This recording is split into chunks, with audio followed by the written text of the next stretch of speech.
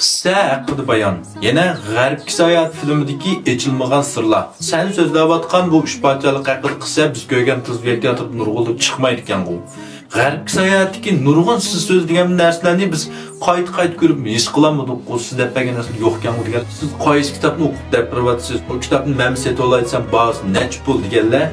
Mana bu hozirgi bizning davlat tilidagi Sida 1004 klassik asarning bahsi bizga nisbatan nihoyat muvofiq hem intayin sübetlik nusxası koydunlarmı? Ben şu G'arbki sayohat, uch parçalık haqida qissa, su buyda, qizlara bak tush qatarlıqmaş 4 qismmiş yoğun kelin kitap, her birisi 600 neçe betlik. Tötini bıraklı setip alsanlar aran 88 koy kirası qeydilip.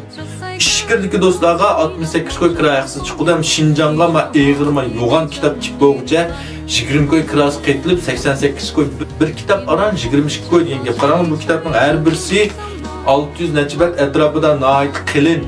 Yani bu kitap hep okumsanlar mı, bir uyumlaq tizip koysanlar mı, bir zinnet doğudak bir kitabın var mı, senin kitabın var, kalan var mı, yoğun topraklı kalan var diyendekler çoğu, kitabın var mı, var diyecek mi kitap. Bunu bugün astık seyri qarığa esip koydum. Faaliyet bazında kras qetilip 88 koyuq setip alaysizlar. Yaq durduğun dostlar tizip setip alınlar.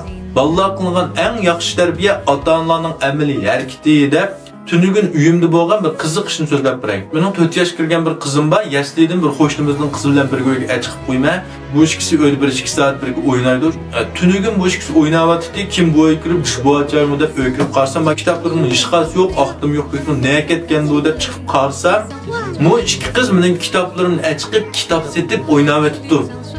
Qarab shunchalik suyunib ketdim qaranglar. Qarang Nurg'ullar sening ishing yo'qmi, sen nima ish qildigan adaydan deytinglar. Men bu shunday kitob yeyishib turib, kitob bilan shug'ullanib kitob sotdim. Balam kichik o'g'ash uning bu yo'g'an kitoblarni tavsiya qilib boqmagan, lekin mening shu amaliy harakatim, amaliy ishlarimni ko'rib tabiiy ta'sir qildi ma qizimga.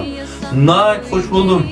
Navad men bugun mushadi kitob sotmay Araq satqan bo'lsam, sizlar qanday qilardi? Buning uchun o'zimizning unloq farzandni, yaqinlik insonlarimizga bir amaliy harakatimiz orqali bir ulgu bo'lib boqaylik. Ulgu bo'lib buldika, ta'sir qilib buldika.